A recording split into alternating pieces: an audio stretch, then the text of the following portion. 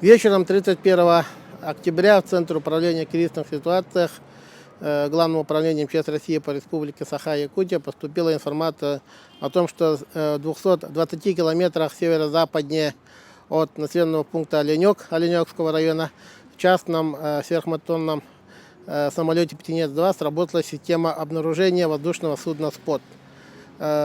При выяснении обстоятельств выяснилось, что самолет выполнял рейс с целью мониторинга и подсчета оленей. На борту находились 2 человека.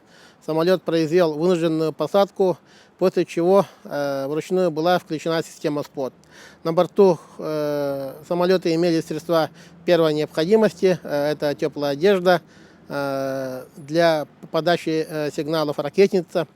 В связи с темным временем суток проведение поисково-спасательных работ было запланировано провести с 1 ноября.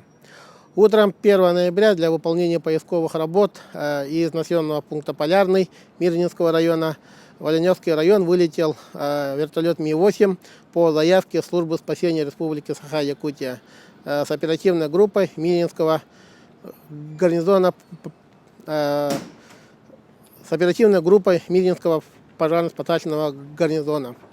Днем 1 ноября данный самолет был обнаружен в Оленевском районе, 220 километрах от районного центра.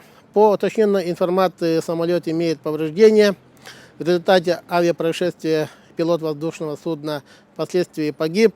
Пассажир получил травму, был доставлен в центральную районную больницу поселка Оленек. Всего в выполнении поисково-спасательных работ было задействовано 16 человек личного состава и 3 единицы техники.